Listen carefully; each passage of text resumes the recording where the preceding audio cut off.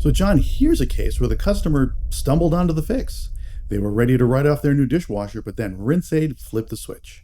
So the question is, why is a simple additive suddenly the difference between failure and success?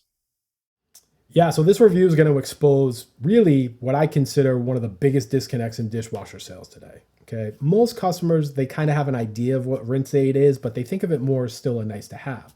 It's something you might throw in, once in a while if you're trying to get streaks off glassware or something like that. But in reality, rinse aid is no longer optional in any unit. It's actually part of the system. It's baked in at this point into how every modern dishwasher is really kind of engineered to perform. Because if you look at it, efficiency standards have really kind of changed the game when it comes to dishwashers, right? These lower water temperatures that we're getting right now and this reduced energy usage means that dishwashers can't use the same brute force that they used to evaporate the water inside anymore.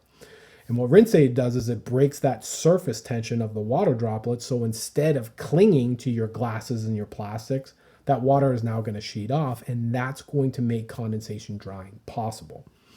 And when you look at plastics, I mean, plastics are really an Achilles heel in all of this because we all try to dry them, right? Stainless steel tubs, while they can hold heat to create that condensation for you, plastic dishes don't, So without rinse aid, you're asking water to basically evaporate off of a cold, smooth surface, and it's not going to happen, And then when you look at it even further, rinse aids are literally engineered, right? They're engineered into these products now. Manufacturers are designing cycles assuming that rinse aid is present during that cycle.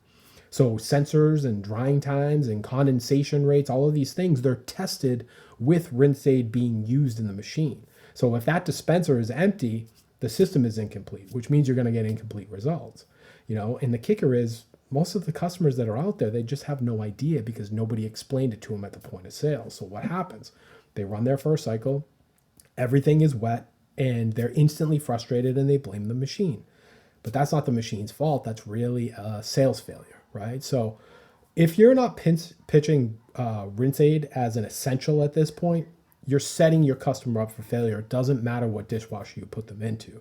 This isn't an upsell, okay? This isn't optional. It's really the difference between a machine that's going to dry your dishes and one that doesn't.